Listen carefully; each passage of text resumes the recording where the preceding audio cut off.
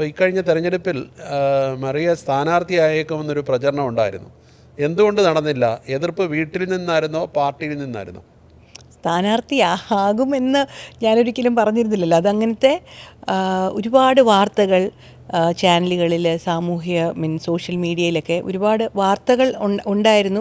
പല സ്ഥലത്തും ഞാൻ അല്ലാതെ ഈ സോഷ്യൽ വർക്കിന് ഞാൻ പോകുമ്പോൾ ഒരുപാട് ആളുകൾ മത്സരിക്കണമെന്ന് പറഞ്ഞിരുന്നു. ഒരുപാട് വാർത്തകൾ വന്നിരുന്നു. പക്ഷേ കോൺഗ്രസ്സിന് എപ്പോഴും പാർട്ടിയുടേതായ നയമുണ്ട്. അവർ നമ്മുടെ 140 നിയോജക മണ്ഡലത്തിലും ഏറ്റവും സമുന്നതരായ 140 കാൻഡിഡേറ്റ്സിനെ സെലക്ട് ചെയ്ത് പാർട്ടി എന്ന് തീരുമാനിക്കുന്നു. അതനുസരിച്ചാണ് കോൺഗ്രസിൻ്റെ പ്രവർത്തനം എപ്പോഴും പോകുന്നത്. അപ്പം പാർട്ടി 140 കാൻഡിഡേറ്റ്സിനെ തീരുമാനിച്ചു, അവരുടെ പ്രവർത്തനങ്ങൾക്ക് പോയി എന്നാണ് ഉള്ളത്. അല്ലാതെ അതിൽ വേറെ പ്രത്യേകതരമായ എതിർപ്പോ കാര്യങ്ങളോ ഒന്നുമല്ല. ചെങ്ങന്നൂരിൽ സ്ഥാനാർത്ഥി ആയേക്കുമെന്ന് കേട്ടിരുന്നു. ശരിക്കും സ്ഥാനാർത്ഥിയാകാൻ ആഗ്രഹിച്ചിരുന്നോ അതോ വേണ്ടെന്ന് സ്വയം തീരുമാനിച്ചിരുന്നോ?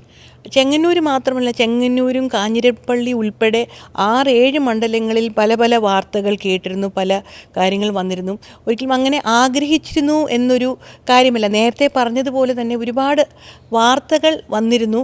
പക്ഷേ അതിനപ്പുറമായിട്ട് ഒരു ഒഫീഷ്യലായിട്ട് നമ്മുടെ അടുത്ത് ആരെങ്കിലും കമ്മ്യൂണിക്കേറ്റ് ചെയ്യുകയോ അത് പറയുകയോ ഒന്നും ചെയ്തില്ല.